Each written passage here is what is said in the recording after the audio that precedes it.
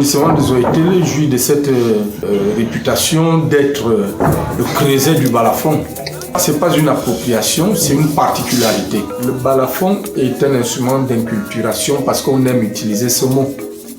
Moi, je pense que le balafon est un instrument original. Lorsque les missionnaires sont arrivés, ils ont trouvé qu'il y avait des balafons. Il y avait des tam-tams, il y avait des tambours parce qu'il y avait des danses chez nous. Mais ils ont estimé que cela n'était pas approprié au christianisme.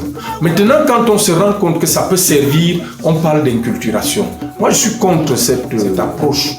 Je voudrais qu'on parle de l'originalité de l'instrument. Parce que la foi en elle-même, elle est originale. Donc l'instrument qu'on utilise devrait refléter cette originalité.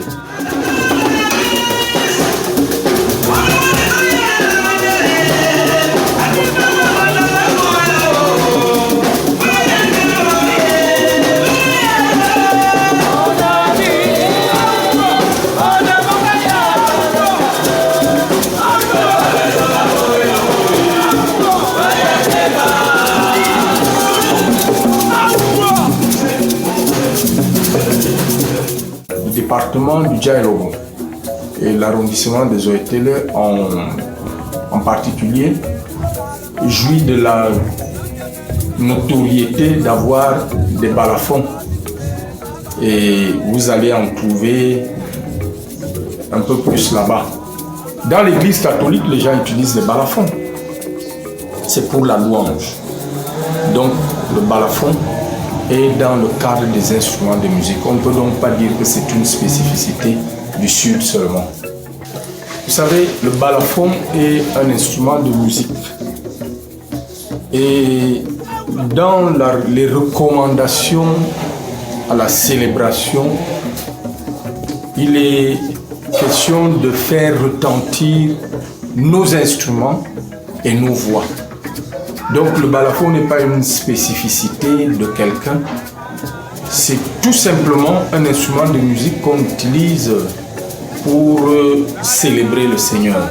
Si vous lisez le psaume 33, le Seigneur, dans ses exigences, voudrait qu'on le loue avec nos voix, avec nos instruments de musique. Et dans les instruments de musique, vous allez trouver en Occident des pianos, des harmoniums, des guitares, des luttes, des cymbales. Tout cela est recommandé pour la louange, pour la célébration du Seigneur. Et chez nous, en Afrique, l'authenticité revient quand même à nos balafons qui constituent pour nous un socle.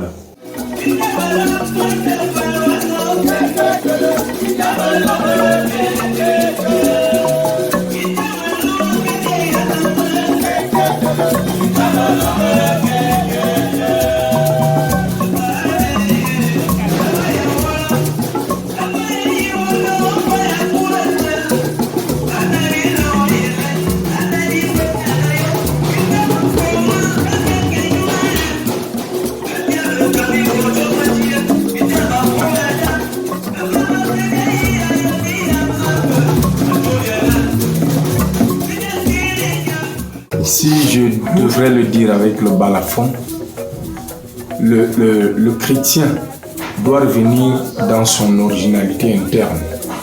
Ouais, le balafon est original.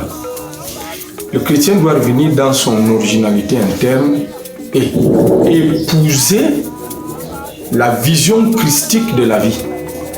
Vous voyez, le problème que nous avons, c'est que nous nous disons chrétiens, on ne se dit pas chrétien, on vit sa chrétienté, on la vit et on la manifeste. Donc, si quelqu'un se réclame chrétien, il doit pouvoir faire comme le Christ, qui a avec lui le pardon, la manifestation de l'amour, au prix de sacrifier sa vie.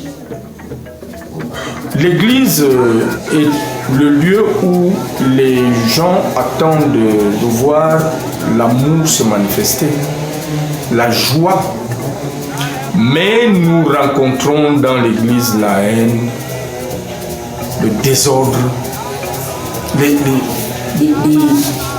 les tripatouillages de toutes sortes. Ça se retrouve dans l'Église avec les fidèles. Et quand je parle des fidèles, c'est tous ceux qui se réclament de Christ, mais qui ne lui sont pas fidèles, parce que celui qui est fidèle suit l'enseignement du Maître avec toute la rigueur qui s'impose.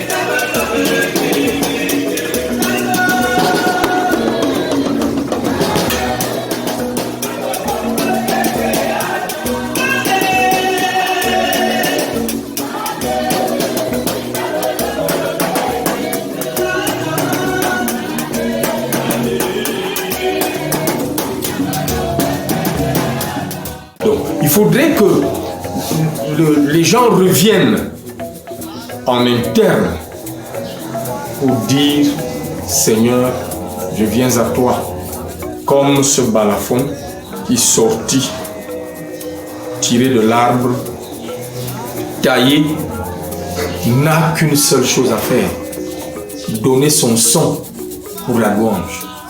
Est-ce que le fidèle peut se donner pour imiter et glorifier le Seigneur? C'est ça la problématique de la Pâque.